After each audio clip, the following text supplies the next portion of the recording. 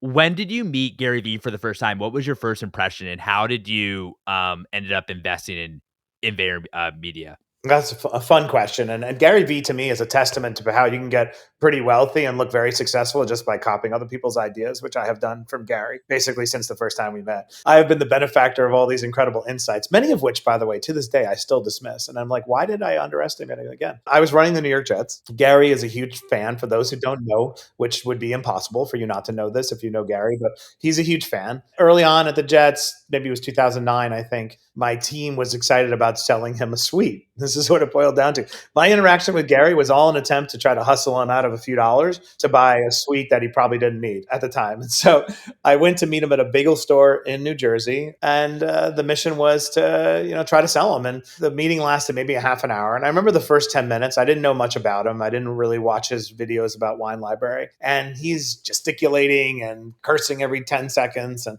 just going on. I thought, this guy's kind of out of his mind, right? But then in the second 10 minutes, and I do think I do have the confidence and humility that I talk about, right? A lot of what he said, if you eliminated the bravado, made a ton of sense. So, for example, he was talking about how with the advent of smartphones, everyone is going to be a content creator and a producer and HBO all at the same time. They're going to have the means of distributing their content, and they're going to have the ability to create their own content. And by virtue of platforms like Twitter and Facebook, we're still emerging at that time. Those are going to be the first movers in enabling people to disseminate their own content and become their own network, right? That's like a lot of prediction that when he connected the dots, it all made a ton of sense. And so that was our first meeting, and I realized a few things. One, Gary is going to be a big figure in the world, and is just earlier than others. And he pitched me on this idea at the meeting of me and my brother AJ, who at the time was in college. We're going to go ahead and start a firm, all to help big companies do their social, because they're never going to be able to keep up with these trends. They're going to move too fast, and they have too much bureaucracy.